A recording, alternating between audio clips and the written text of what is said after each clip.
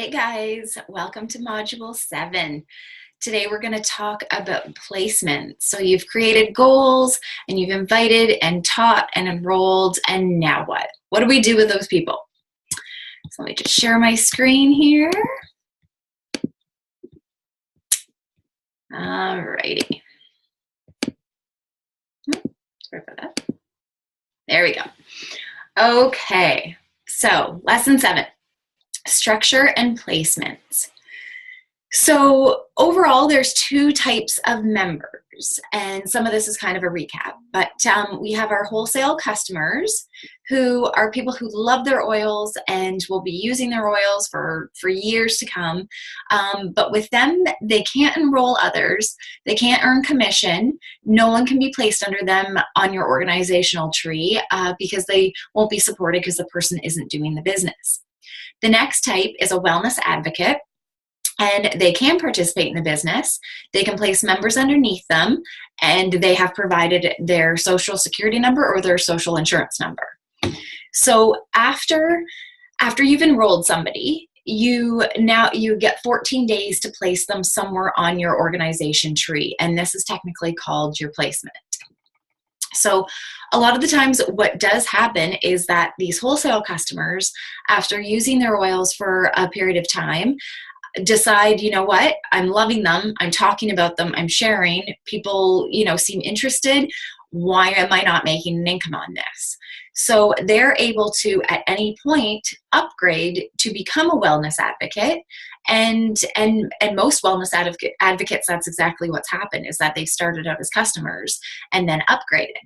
So once it's after 90 days though, so technically 91 days, and they upgrade, then you will actually get another 14 days to place them. And this is really crucial when it comes to placement. So we're going to break that down a little bit more in a few minutes here. But that upgrade is completely free. And like I said, a lot of people will do that. They'll start as customers and then they'll upgrade. And by that point too, you've already built a really good relationship with them to know where you should put them in your organization once they upgrade. Alrighty, so how do I know where to place my new enrollments? Especially at the start, you're really going to want to be in good talks with your upline and just with learning to strategize what's going to be best. Very important to, with again our mentor calls, to talk about where we should be placing people. Certain things that you want to consider when it comes to placing would be relationships. So family members, really close friends, you might want to always kind of structure them in the same leg because they'll be working closely together. Another thing to consider is geography. So the great thing about doTERRA is that we can build anywhere in the world. And some of us might have family members or friends, say somewhere that we used to live, that we get a team structured from there.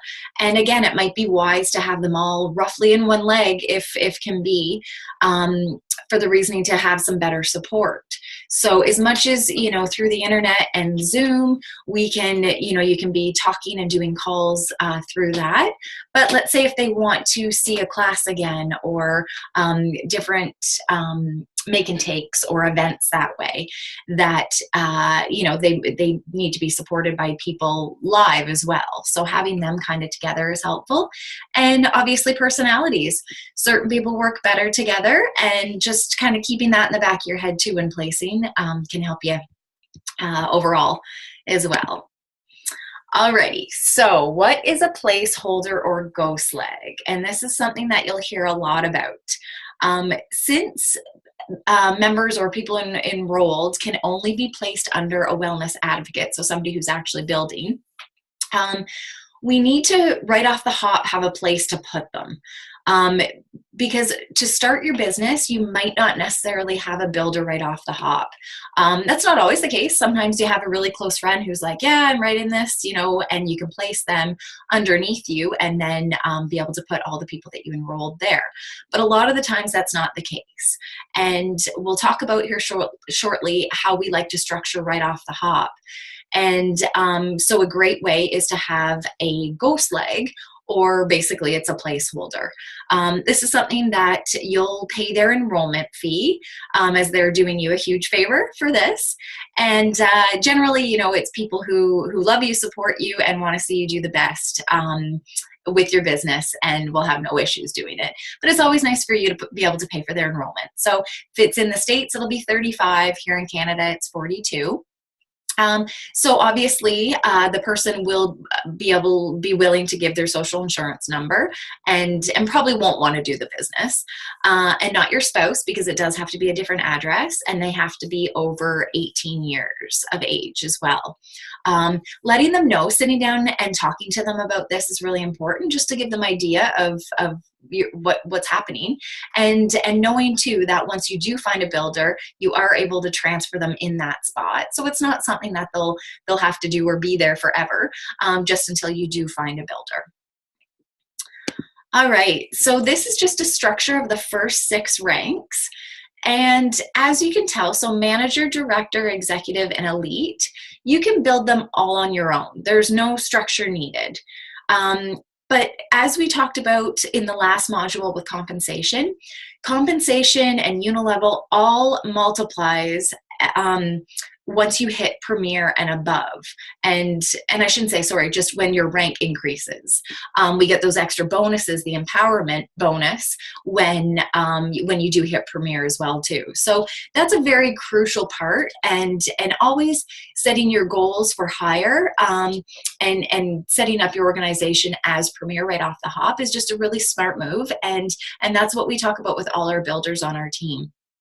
So, for example, you could right off the hop, you could enroll 30, 40 people, and without having a ghost leg to put them on, they're all going to be on your front line. And you know what? That seems great. You can hit your elite, your 3,000 overall with that. But then once you've hit elite and you're going for Premier, what happens is all that volume is across here, whereas we need to structure 2 legs of at least 2,000 volume each and an overall of 5. So if they're all on there, it kind of is wasted volume. And I would hate to see that with you guys, with anybody, that you've done all this hard work to enroll and help educate, and it's really just all across there, as opposed to helping you hit a higher rank where it could be very, very easily. So this is something we talk about with every builder as they start their business. And then we can, again, like I said, you can transfer in, and you can kind of fill those ghost legs in with people who are going to do the business. But we always want to kind of think of that right off the hop with it. So to break that down a little bit more, okay, so as we've said, starting with Premier. So Premier is 2 personally enrolled legs, so specific legs basically, of at least 2,000 volume, and then another 1,000 to hit that 5,000 overall has to come from somewhere. So that can be within yourself, it could be other places, maybe there's a couple still in your front line, it could be that this leg is 2,500 and this leg has 2,500, or this leg has 3,000 and this leg has 2,000. Could even be 2,000, 2,000, and let's say yours is 1,000 that month. As long as overall it's 5,000. One thing just to let you guys know that's important to understand is that when you're going for this rank, when you're going for any rank, those qualifying legs have to be at 100 PV. So let's say you have a ghost leg and it's somebody who places the odd order, but not quite to that degree. You might need to top that leg up, or might need to, if they're not ordering at all, you might need to put that 100 PV in that for that person to be qualifying. And the great thing though, because for Premier, remember, with enrolling at least one person at 100 PV, you're gonna get that bonus of around 200 US. So that can help go towards what you might need to do to top up. And keeping in mind that once you hit Premier, you get that bonus, your overall unilevel and overall commission is much higher. So putting in those little bits isn't great, compared to what you will get out of it too. Alrighty, so my structure strategy for new builders. Like we said, structure for Premier right away. Create a ghost leg before your first class so that all your enrollments can go underneath. And again, like we said, we don't want them all across our front line. That's not going to help down the road. So always get that ghost leg created before your first class. So you want to, let's say your ghost leg. So it's still going to be you doing the overall enrolling and work until you find a builder. So with that leg, you want to build your ghost leg to an executive rank. So is the 2,000 overall with your own enrollments. When you do find your first builder, you're going to keep them or put them on your front line to be building the second leg towards to hit Premier. If by chance you haven't found that builder yet, then if the first one hits 2,000, you can start a second ghost leg and be able to build underneath them again to executive. So once your total overall, so with everybody involved, is over the 5,000, you're a Premier leader with a 200 US empowerment bonus each month. Alrighty, so who is your ideal builder? Somebody who has established a niche or influence can be a wonderful builder to have on your team. Business owners, networkers, socially active. For example, if you've got a cousin who's a blogger, has a huge following, they would be excellent. They would be great for this business as they have a really big network. And always keeping in mind, every single person has their own network as well. So those people who have that type of influence are great ones to be able to find and to introduce to the business. People who share similar vision and want to make a difference in the world, definitely choosing people to be on your team as builders as well. You definitely want to get along with them and have the same kind of mindset. That everybody can be different and different personalities, and that's actually a great thing. But overall, to have the same vision is really good because you will be working closely with them. Who is entrepreneurial, and that doesn't necessarily mean that they have their own business already, but that they're looking for an opportunity to have improved finances, better retirement, be their own boss, have that kind of mindset. Someone who is a doer or a giver involved in charities, schools, churches. Some people, sit and say, oh, I think this person would be really great, but they're really busy. So, I'm not sure if they'd be able to build. In my experience, those that are the busiest tend to build the fastest. And I think it's just because they have their mindset, they get stuff done. They're well organized and they can multitask and they can really get things done. So don't cross those ones off your list quite yet. Someone who has skills that would be valuable in a doTERRA business, such as problem solver, recruiting, sales, marketing, social media. Again, this is where some differences also come in. People who have different skills. As an example, myself. So personally, I love teaching. I'm a high enroller, and I really love leading. That's my heart is very much there. But when it comes to computer work, and say if I had to create like an ebook, I wouldn't know the first thing about it. Even creating these modules, I had help from a cross-line leader, and she helped me, guide me through it, as well as one of my teammates as well is super helpful when it comes to computer work and is a lot more techie. And that's been great because you work together. Everybody wants everybody to succeed. So yeah, definitely look for some of those skills though in particular. Alrighty, so finding your first builder. So when your first personally enrolled builder emerges from your ghost leg, what do you do with them? Okay, so you've got 14 days after your customer upgrades to a wellness advocate to move them onto your front line. This is done on your website through the sponsor changes on your team tab. So the great thing is doTERRA has allowed us, like we had mentioned, after somebody has been enrolled for 90 days and they decide to upgrade to be able to build a business, we get that additional 14 days. So the best thing to say to them, especially is when, again, you want them to move up to that front line from farther down your organization to be able to start to build and help your structure for Premier.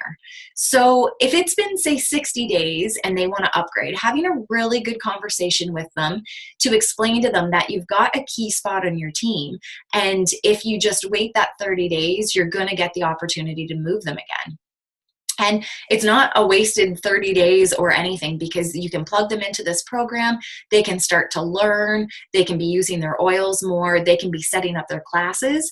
And as soon as day 91, they get upgraded, you move them onto your front line, and they can have their launch classes that following week. So utilize the time for sure. And again, if it's been, 4 months, 120 days, and somebody's been enrolled and they decide they want to build, you can upgrade them right away and they can get started doing the same thing.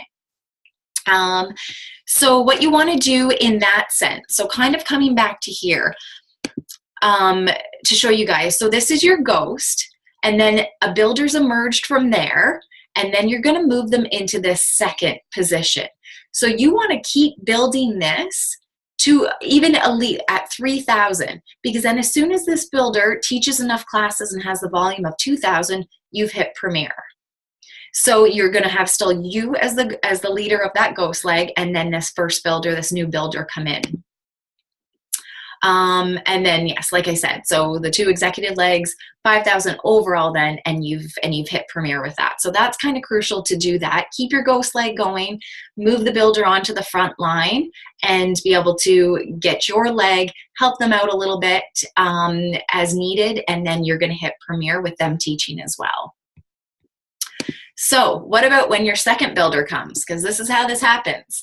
People are watching. People will start to want to join you on this journey. So what happens when your second personally enrolled builder emerges?